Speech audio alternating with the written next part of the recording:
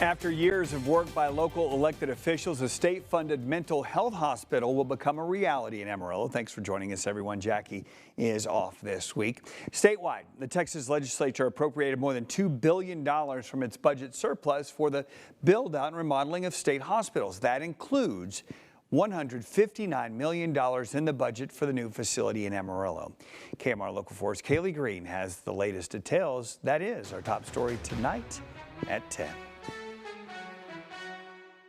State Representative for Price says many people in need of treatment are in the criminal justice system, and they could spend months in county jails waiting for a bed to open up at a state hospital, the closest being in Vernon and Wichita Falls. And that's happening all over the state. It's not just in the Panhandle. So by having a facility close by with more beds and more staff available to help folks that live and work here, they won't find themselves, hopefully, in that type of situation. Potter County Judge Nancy Tanner handles mental health commitments for 25 counties in the Panhandle. She says the need for this hospital is dire. So now we're going to try to find property. The state has met with us, wanting to know if we had property to give to them. I don't have any to give to them, even though some was donated. I'm not sure I can use it for the hospital, whatever we're going to do, but we're going to get this hospital finally in Amarillo, Texas, that will serve the entire Panhandle. Tanner says the Amarillo facility will have 75 beds. Right now, 50 of those are set to be used for forensic cases. So we're going to try to do some negotiating on that side of it to try to make it a little bit more civil, a little less forensic.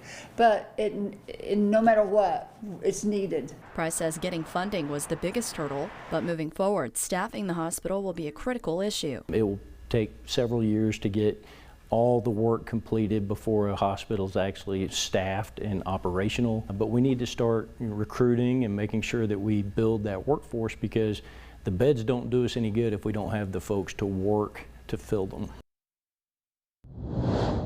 Judge Tanner says this hospital will only serve people here in the Panhandle. They will not be taking referrals from other parts of the state or other state hospitals. Live in studio, Kaylee Green, KAMR Local 4 News. Andy.